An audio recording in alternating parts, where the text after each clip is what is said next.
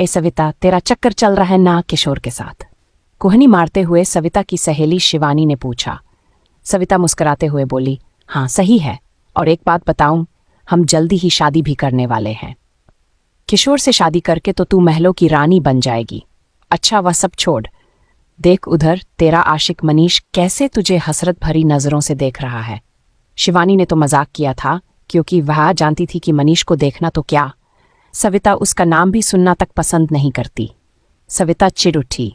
वह कहने लगी, तू जानती है कि मनीष मुझे जरा भी नहीं भाता, फिर भी तू क्यों मुझे उसके साथ जोड़ती रहती है?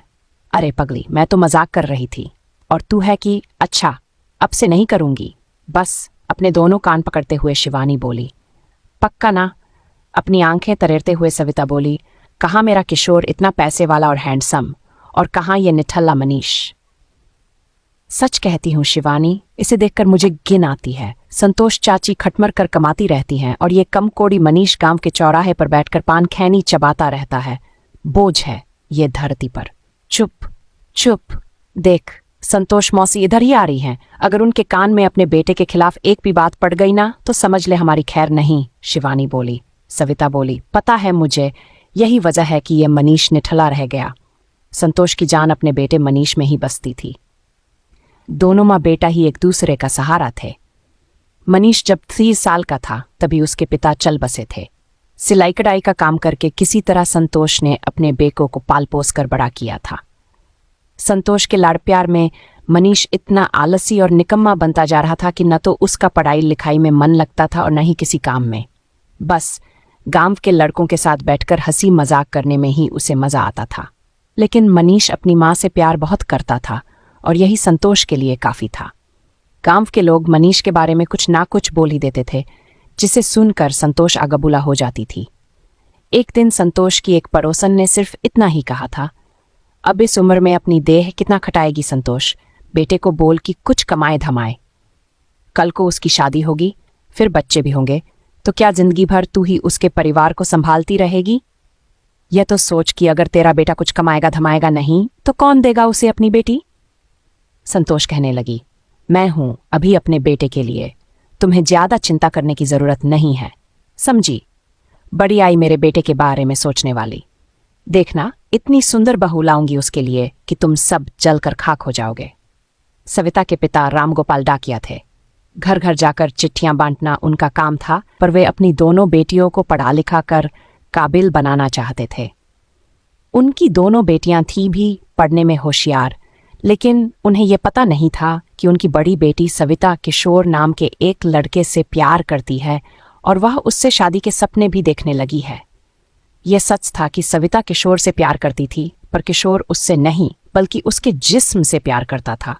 वह अक्सर यह कहकर सविता के साथ जिस्मानी संबंध बनाने की जिद करता कि जल्द ही वह अपने माँ बाप से दोनों की शादी की बात करेगा। नादान सविता ने उसकी बातों में आकर अपना तन उसे सौंप दिया।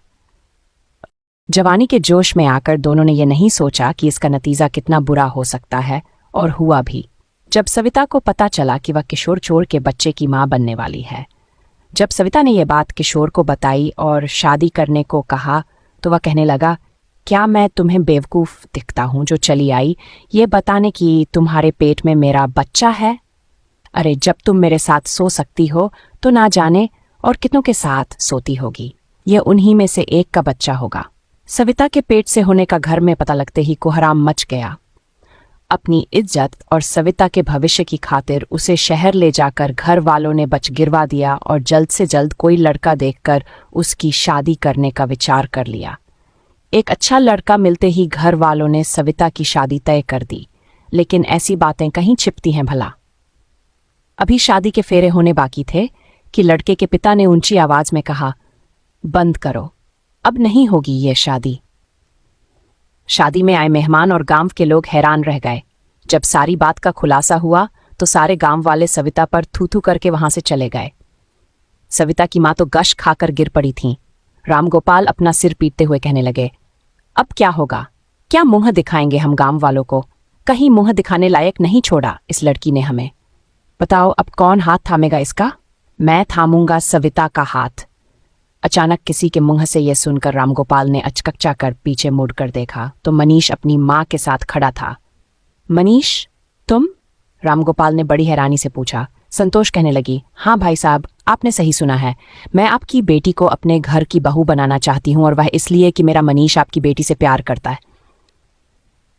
रामगोपाल और उनकी पत्नी को चुप और सहमा हुआ देखकर संतोष आगे कहने लगी, ना ना, आप गांव वालों की चिंता ना करो, क्योंकि मेरे लिए मेरे बेटे की खुशी सबसे ऊपर है। बाकी लोग क्या सोचेंगे, क्या कहेंगे, उससे मुझे कोई फर्क नहीं पड़ता है। अब अंधे को क्या चाहिए, दो आंखें ही ना। उसी मंडप में सविता और मनीष का ब्याह हो गया। जिस मनीष को देखकर सविता को उबकाई आती थी, उसे देखना तो क्या, वह उसका नाम तक सुनना पसंद नहीं करती थी। आज वही मनीष उसकी मांग का सिंदूर बन गया। सविता को तो अपनी सुहागरात एक काली रात की तरह दिख रही थी। क्या मुंह दिखाऊंगी मैं अपनी सखियों को? क्या कहूंगी कि जिस मनीष को देखता गंवारा नहीं था मुझे, वही आज मेरा पति बन गया? नहीं नहीं, ऐसा नहीं हो सकता। इतनी बड़ी नाइंसाफी मेरे साथ नहीं हो सकती, सोचकर ही वह बेचैन हो गई। तभी किसी के आने की आहट से वह उठ खड़ी हुई। अपने सामने जब उसने मनीष को खड़ा देखा तो उसका पारा 7वें आसमान पर पहुंच गया। मनीष के मुंह पर अपने हाथ की चूड़ियां निकालकर फेंकते हुए सविता कहने लगी, तुमने मेरी मजबूरी का फायदा उठाया है। तुम्हें क्या लगता है कि 2 चुटकी सिंदूर मेरी मांग में भर देने से तुम मेरे पति बन गए? नहीं, कोई नहीं हो तुम मेरे। नहीं रहूंगी एक पल भी इस घर में तुम्हारे साथ मैं, समझ लो। मनीष चुपचाप सब सुनता रहा। एक तकिया लेकर उसी कमरे के एक कोने में जाकर सो गया। सविता ने मन ही मन फैसला किया कि सुबह होते ही वह अपने घर चली जाएगी। तभी उसे अपने माता पिता की कई बातें याद आने लगीं। अगर आज मनीष न होता तो शायद हम मर जाते, क्योंकि तुम्हें जीने लायक छोड़ा ही नहीं था। हो सके तो अब हमें बकरा देना बेटी, क्योंकि अभी तुम्हारी छोटी बहन की भी शादी करनी है हमें। कहाँ ठिकाना था अब उसका इस घर के सिवा? कहाँ जाएगी वह? बस ये सोचकर सविता ने अपने बढ़ते कदम रोक लिए। सविता इस घर में पल पल मर रही थी। उसे अपनी ही जिंदगी नरक लगने लगी थी, लेकिन इस सब की जिम्मेदार भी तो वही थी। कभी कभी सविता को लगता कि मनीष की पत्नी बनकर रहने से तो अच्छा है कि कहीं नदी नाले में डूबकर मर जाए, पर मरना भी तो इतना आसान नहीं होता है। माँ बाप, नाते रिश्तेदार, यहाँ तक कि सखी सहेलियां भी छूट गई उसकी, या यूँ कहें कि जानबूझकर सबने उससे नाता तोड़ लिया। बस जिंदगी कट रही थी उसकी। सविता को उदास और सहमा हुआ देखकर हंसने मुस्कुराने वाला मनीष भी उदास हो जाता था। वह सविता को खुश रखना चाहता था, पर उसे देखते ही वह ऐसे चिल्लाने लगती थी जैसे कोई भूत देख लिया हो। इस घर में रहकर ना तो वह एक बहू का फर्ज निभा रही थी और ना ही पत्नी धर्म। उसने शादी के दूसरे दिन ही अपनी मांग का सिंदूर पोंछ लिया था। शादी हुए कई महीने बीत चुके थे, पर इतने महीनों में ना तो सविता के माता पिता ने उसकी कोई खैर खबर ली और ना ही कभी उससे मिलने आए। क्या क्या सोच रखा था सविता ने अपने भविष्य को लेकर, पर पल भर में सब चकनाचूर हो गया था। शादी के इतने महीनों के बाद भी भले ही सविता ने प्यार से मेरी तरफ एक बार भी ना देखा हो, पर पत्नी तो वह मेरी ही है ना, और यही बात मेरे लिए काफी है। यही सोच सोचकर मनीष खुश होता था। एक दिन ना तो संतोष घर पर थी और ही मनीष, तभी किशोर वहां धमका। उसे यो अचानक अपने घर आया देख सविता हैरान रह गई। वह गुस्से से तमतमाते हुए बोली, तुम्हारी हिम्मत कैसे हुई यहां आने की? किशोर कहने लगा, अब इतना भी क्या गुस्सा? मैं तो ये देखने आया था कि तुम मनीष के साथ कितनी खुश हो। वैसे तुम मुझे शाबाशी दे सकती हो। अरे ऐसे क्या देख रही हो? सच ही तो कह रहा हूं कि आज मेरी वजह से ही तुम यहां इस घर में हो। सविता हैरानी से बोली, तुम्हारी वजह से? क्या मतलब? अरे मैंने ही तो लड़के वालों को हमारे संबंधों के बारे में बताया था, और ये भी कि तुम मेरे बच्चे की माँ भी बनने वाली हो। सही नहीं किया क्या मैंने? किशोर बोला। सविता ये सुनकर हैरान रह गई। वह बोली, तुमने ऐसा क्यों किया? बोलो ना। जानते हो, सिर्फ तुम्हारी वजह से आज मेरी जिंदगी नरक बन चुकी है।